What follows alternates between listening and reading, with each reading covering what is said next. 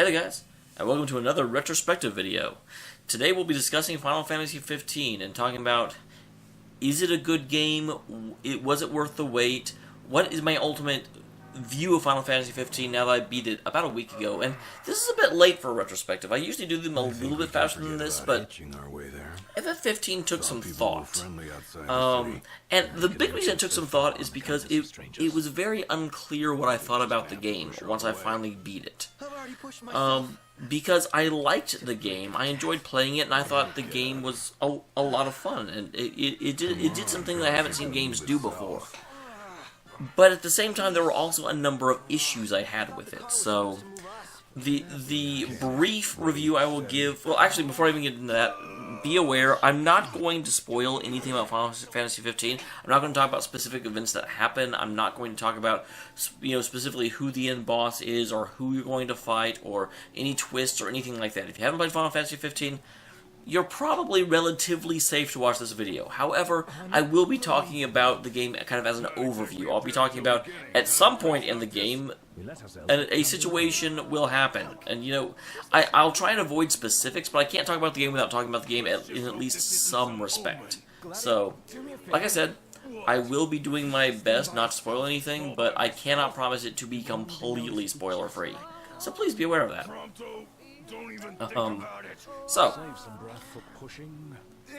my brief, instantaneous review of Final Fantasy 15 is that if you buy this, you will be doing yourself a favor. You will be getting two really well-made games. And what I mean by that, if you haven't played it, is that you can absolutely tell that this game took 10 years to develop, because about 66% of the way through the game abruptly shifts, and it's just like night and day. It goes from being this big overworld Dragon Age-esque thing where you're exploring different areas, you're going to towns, you're getting quests, there's all kinds of things you can do. You can go wherever you want. And then all of a sudden, in one of the chapters, it changes and then suddenly goes into a linear pathway where, you go here and this event happens and you do this. Then you go here and this event happens and you do this. Then you go here and this event happens and you do this. And then weirdly, towards the end of the game, suddenly it turns into Resident Evil. It is so bizarre. And, none of the sections are poorly executed in and of themselves. Although I will say the Resident Evil section sticks around for a little bit too long. Let me explain what I'm talking about with the Resident Evil section. And again, without any real spoilers, there's a section where you become separated from your party, and then everything turns really creepy, and you go into this abandoned area of the map, and all that's there are demons that come out of the darkness, and it's like I said, it's not a bad section of the game. It's reasonably well executed. I do think it overstays its welcome, but it achieves what it wants to. It's just the three different segments of the game are completely different, and you can just really tell we're designed at completely different parts of development. So that's why they seem so weird and so disjointed, because at one point they were making, this type of game, and then a few years later they were working on this other section, but obviously the way that games were designed had been, improved since then, and so this section feels just completely different than this other section, and I don't want to say it's bad, because it's not, but it's very jarring and it's very disjointed. The second thing that I will say is that the second section, where it gets really linear, feels a little bit more Final Fantasy to me than the first section. The first section, at least to me, it felt like a good game. Like I said, it felt like Dragon Age Inquisition. It didn't feel like Final Fantasy. It was a big open world map. You could go around, you could see different things would happen. But for me, when I think of a Final Fantasy game, and I'll use Final Fantasy VII as an example of this, Final Fantasy VII is all about memorable moments, going out, learning more about the world that you live in through your exploration, learning more about the characters you travel with through your exploration. Some of my fondest memories of Final Fantasy VII were, going and finding out about the core of the planet and the life stream whenever I went and saw Red 13's grandfather, going to Junon, riding the dolphins, figuring out how to save that girl. It's protecting Midgar from, one of the weapons, even though Midgar was filled with people we didn't like because there were still innocents there. Just a lot of just great moments that just, it let you see the, you know, bigger world, and more of the game was abruptly revealed to you. And there's not a lot of that in Final Fantasy 15. There's some, but overall it just, it very much feels like the world is static, and you just explore it, but when you explore it, there's not a whole lot extra you find out. You'll just see a new area. And your companions are even worse in this regard. You start the game with 3 companions, so there's a 4-person party total, and you end the game with the same 3 companions. Other than very specific missions where someone will temporarily join you, there aren't extra people in the game. There's only 4 companions, period, and they're with you at the beginning of the game. So it's really, that feels like a massive, you know, switch. One of the things that I loved the most in Final Fantasy games was, you know, going into a new area, meeting this character that will ultimately join you, but he brings a new perspective to you. He brings a different outlook on life to you. And watching the interactions between the characters, and admittedly, Final Fantasy has been good at that, but never the best. Tales games are the best at that. Tales games are amazing when it comes to that question, but still, its complete and utter absence really made me sad. So, and you know, it's the lack of really character and world building that the Final Fantasy 15 had is even sort of acknowledged and addressed by the developers. They made a movie called Kingsglaive just to introduce the world better, because they knew the game didn't do all that good a job of it. They made a little miniseries called Brotherhood that would show you more about the, you know, characters' backstories, because they knew the game did a crappy job of it. So, in that respect, I would say it's a good game, it's a fun game, but you have to, I've been saying Dragon Age up until now, you have to think of it almost like a Witcher story in that respect, because it's all about one guy, and all the other characters are just sort of supporting that one guy. Because the game is about Noct. He is the main character.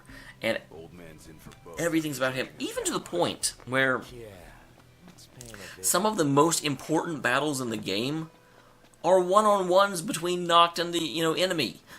And it's like, Final Fantasy games should not devolve into one... Final Fantasy battle system does not work well in a 1v1. What are you doing to me, game? That seems completely out of place for a Final Fantasy game, and it frankly does. It kind of makes me sad. It makes me feel like they've missed a massive golden opportunity, because they don't really seem to... It feels like they saw the other popular games on the market, and they made something to compete with those instead of just staying true to what the Final Fantasy formula was and what has made them great. Someone in the stream did actually say that... it seemed to them like Square had gotten out of the business of making really memorable, good characters ever since Final Fantasy IX came out. And I do feel like the characterization used to be much better, but they've gotten, frankly, a lot worse at that. They don't really ultimately seem as though they, you know, they're staying true to the format that made them great.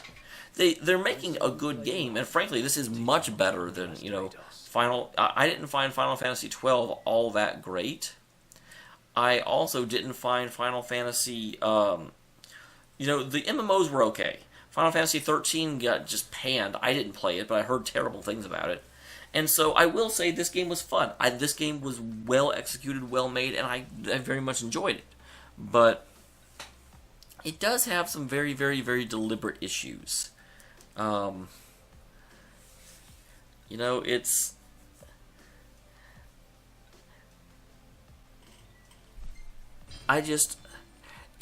interesting how much I have to complain about, but yet when I think back to my experiences, driving around and just seeing the world and jamming out to the Final Fantasy soundtracks that you can collect, it's a good game. It made me legitimately and seriously happy.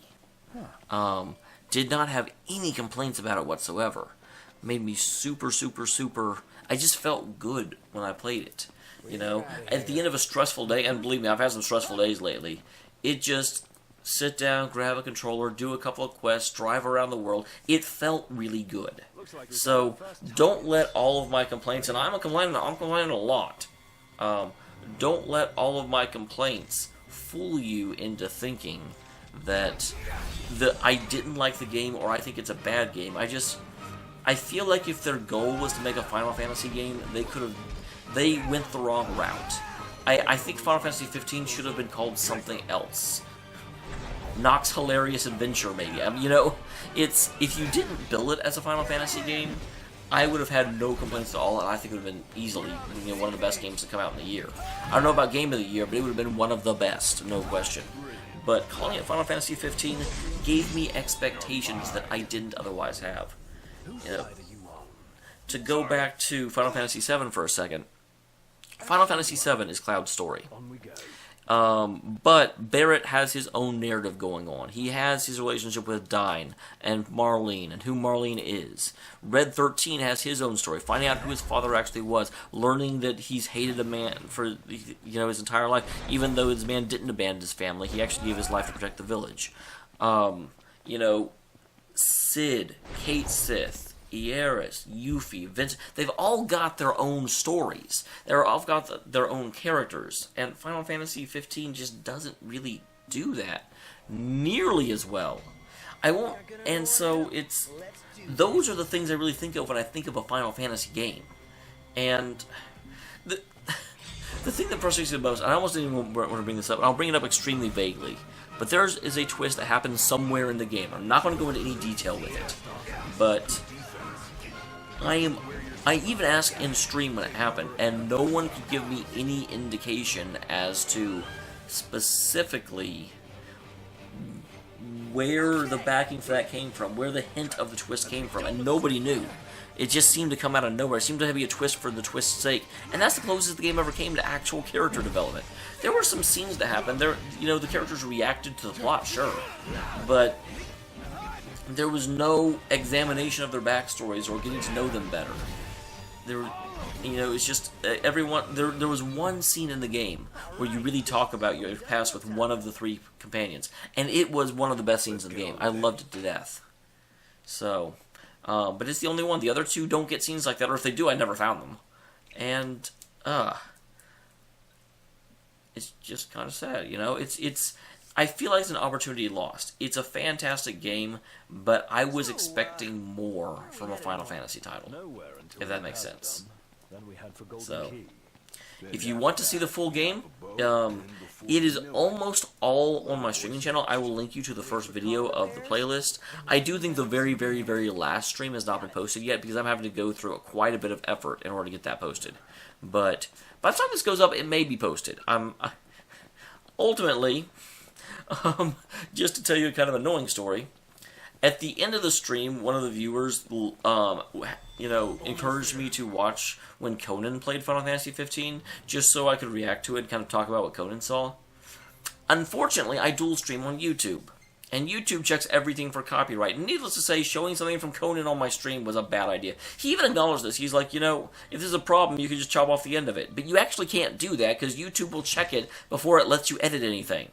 And because it found something, it's like, oh, well, we're locking this down. You can't show this anywhere. And I'm like, I'd like to cut that out, but it won't let you. It will not let you edit anything that has copyrighted stuff in it. It just acts like the video doesn't exist. So, it's taking me forever to get it up. And that's also actually, my stream is not working on YouTube right now. So, thanks a lot, viewer, although not really, because he even acknowledged there might be a copyright thing. And just neither of us even thought about the fact that it would be very, very, very possible that showing this on YouTube would lead to bad things.